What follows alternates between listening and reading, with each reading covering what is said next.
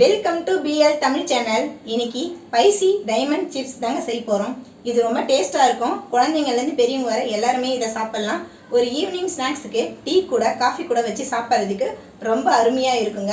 வாங்க அது எப்படி செய்யலான்னு பார்க்கலாம். இதுக்கு தேவையான மசாலா அரைச்சி எடுத்துக்கலாம். 1 ஸ்பூன் மிளகு, 1 ஸ்பூன் சீரகம், இது ரெண்டும் சேர்த்து கொரகொரப்பான பதத்தில் அரைச்சி எடுத்துக்கலாம். இப்போது ஒரு இது போல் அகலமான பாத்திரம் எடுத்துக்கோங்க. 1 கப் மைதா மாவு, 1 கப் கோதுமை மாவு சேர்த்துக்கணுங்க. நீங்கள் எந்த கப்பால் மாவு அளக்குறீங்களோ அந்த கப்பே எல்லாத்துக்கும் அளவாக எடுத்துக்கோங்க. டம்ளர் இல்லைனா கப்பு எது வேணால் நீங்கள் எடுத்துக்கலாம். நான் 1 கப் மைதா மாவு 1 கப் கோதுமை மாவு எடுத்திருக்கேன். உங்களுக்கு கோதுமை மாவு மட்டும் போட்டு செஞ்சால் கூட இது நல்லா வரும். இல்லைனா நீங்கள் மைதா மாவு மட்டும் வச்சு கூட நீங்கள் செய்யலாம். மற்ற இன்க்ரீடியன்ஸை இதில் சேர்த்துக்கலாங்க. 2 ஸ்பூன் ரவை சேர்த்துக்கலாம். 1 2 ஒரு பிஞ்ச் அளவுக்கு பெருங்காயத்தூள் சேர்த்துக்கிறேங்க. 1/4 ஸ்பூன் அளவுக்கு ஆப்ப சோடா மாவு சேர்த்துக்குங்க. 1 டீஸ்பூன் மிளகாத்தூள் எடுத்துக்கிறேங்க. இது வெறும் சில்லி பவுடர் தாங்க. 1/2 ஸ்பூன் ஓமம் எடுத்துக்கிறேன்.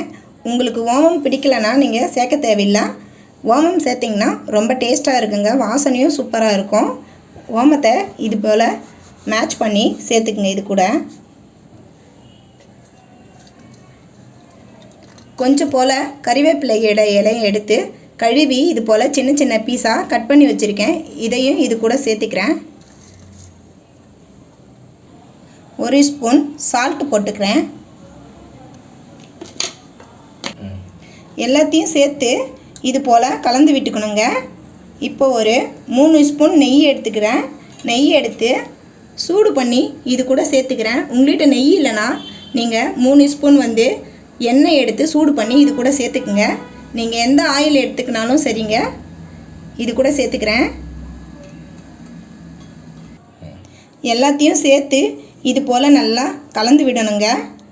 நல்லா இது போல் மாவோட இந்த நெய் மற்ற பொருட்கள் எல்லாம் மிக்ஸ் ஆகணும். மிக்ஸ் ஆகிற வர எல்லாத்தையும் நல்லா இது போல் கலந்து எடுத்துக்கணும். மிளகு சீரகம் 1 பாதியமாக அரைச்சி எடுத்துக்கிறேங்க கொரகொரன்னு. இதையும் இது கூட சேர்த்துக்கிறேன். ஃபஸ்ட்லேயே இது சேர்க்காமல் விட்டுட்டேன்.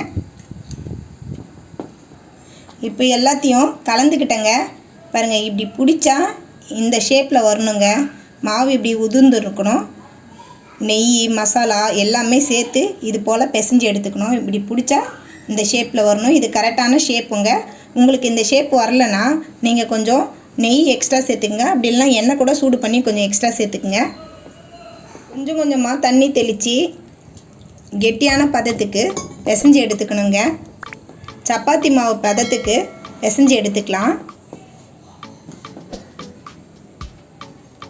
கொஞ்சம் கொஞ்சமாக தண்ணி இது போல் தெளித்து அதுக்கப்புறம் நல்லா பிசைஞ்சு எடுத்துக்குங்க.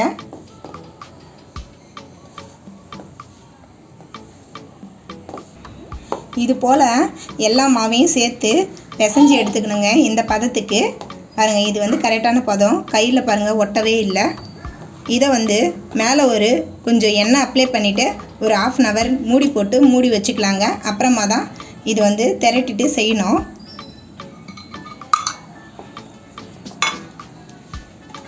தட்டு போட்டு மூடி வச்சுக்கிறேன். 1/2 hour ஆயிடுச்சுங்க. இப்போ இதை சின்ன சின்ன உருண்டையாக எடுத்து மீடியம் சைஸ் உருண்டை எடுத்து இதை திரட்டிக்கலாம்.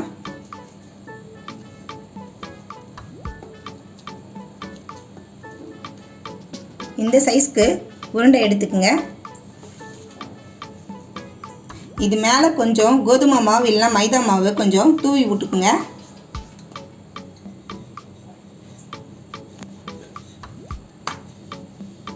இது போல் நல்லா திரட்டிக்கணுங்க.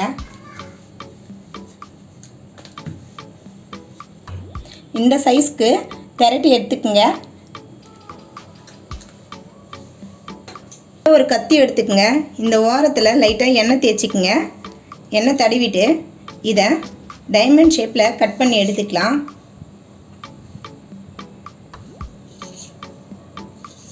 1 உங்களுக்கு எந்த ஷேப்பில் வேணுமோ அந்த ஷேப்பில் வந்து கட் பண்ணி எடுத்துக்கங்க.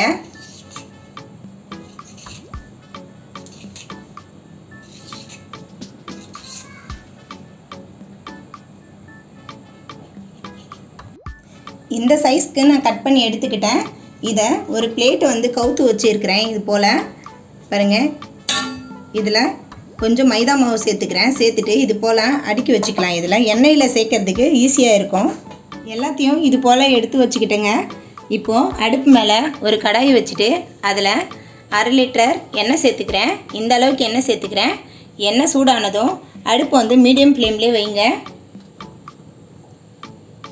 வச்சுட்டு எல்லாத்தையும் இது கூட சேர்த்துடலாங்க.